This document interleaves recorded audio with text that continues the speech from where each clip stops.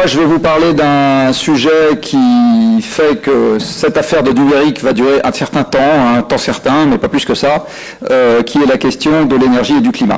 Alors en fait, le numérique, il s'inscrit dans une histoire beaucoup plus vaste que la simple question des ordinateurs qu'on utilise, qui est la révolution industrielle.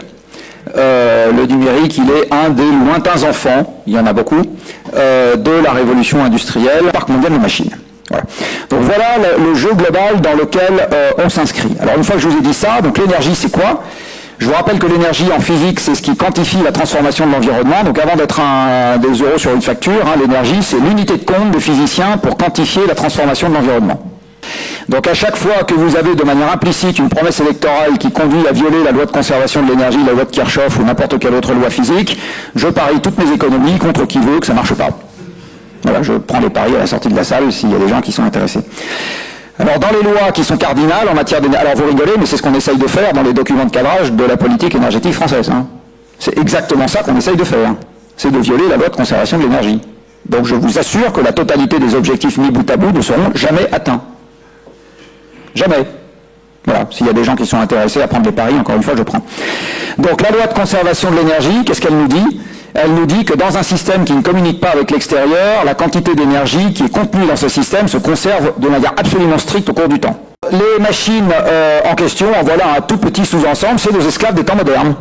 Nous avons créé, nous avons reproduit la démocratie athénienne. Vous savez, à Athènes et à Rome, vous aviez quelques dizaines de milliers, centaines de milliers de citoyens libres.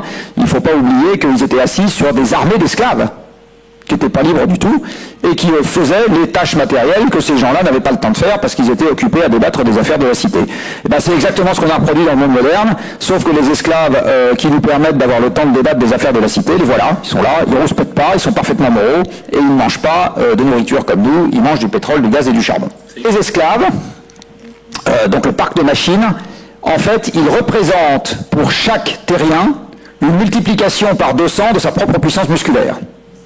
Donc grâce à l'énergie et aux machines, vous êtes tous devenus Iron Man pour de vrai. D'accord ? L'énergie, en fait, c'est notre squelette d'Iron Man à chacun d'entre nous. Et en Occident, on est plus près d'un facteur 1000 que d'un facteur 200. Alors dans cette histoire, évidemment, l'IT a sauvé le monde. L'IT est vert. Il est vert une fois, il est vert deux fois, il est vert trois fois, quatre fois, cinq fois, six fois, sept fois. Terriblement vert, l'IT.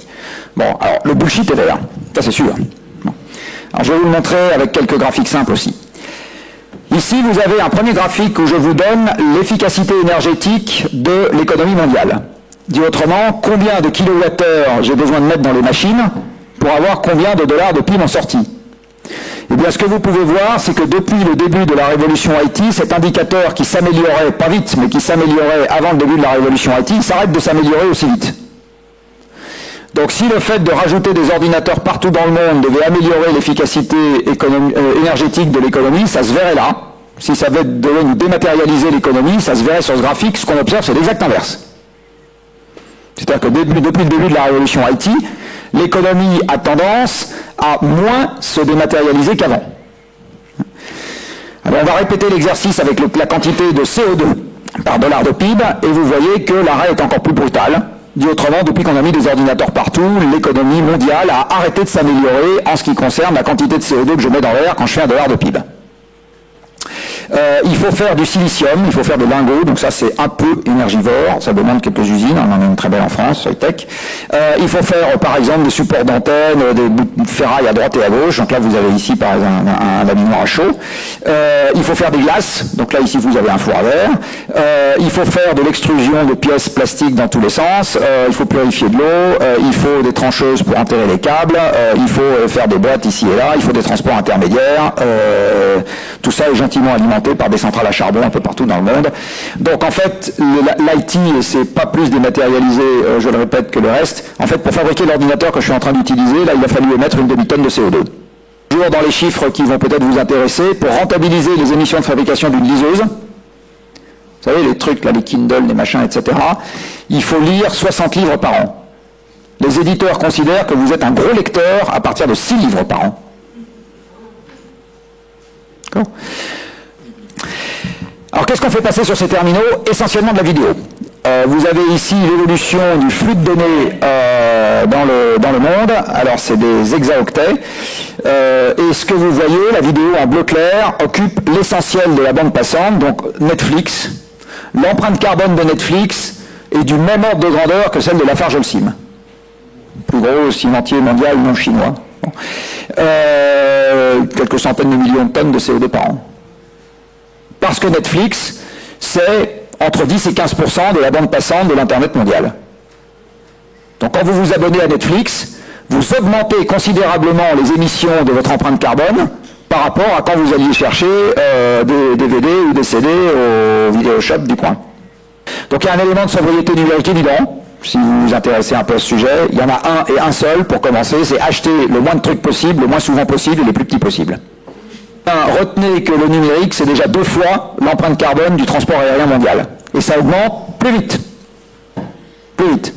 Les émissions du trafic passager en ce moment dans le monde, c'est 5% par an de croissance. Les émissions du numérique, c'est 10% par an. Il n'y a pas de truc qui soit moins soutenable aujourd'hui dans le monde que le numérique. C'est simple, il n'y en a pas un. Si demain matin on arrête les émissions, le temps qu'il faut attendre pour que la trace de nos émissions ait disparu de l'atmosphère, c'est plus de 10 000 ans. Donc il n'existe pas de bouton reset en ce qui concerne le changement climatique. Il y en a sur les jeux vidéo, mais il n'y en a pas sur le changement climatique. Et que l'essentiel des conséquences reste à venir, même si on arrêtait les émissions demain matin. Donc en fait, baisser les émissions à partir de demain matin, c'est limiter les conséquences, ça n'est pas les supprimer. C'est-à-dire que demain matin, il faut commencer à baisser les émissions de 4% par an, et ça veut dire que dans ce monde-là, le numérique n'augmente plus. Dans ce monde-là, les usages numériques baissent. Le numérique croissant n'est pas compatible avec les limites physiques de la planète. Donc la seule question, c'est est-ce qu'on gère de nous-mêmes ou est-ce qu'on attend que le système fasse gentiment patatras? Si demain matin l'Internet mondial devait disparaître, la société s'effondre. Elle s'effondre. Je veux dire, elle est devenue infoutue de fonctionner. Il n'y a plus un truc qui marche. Voilà. Merci.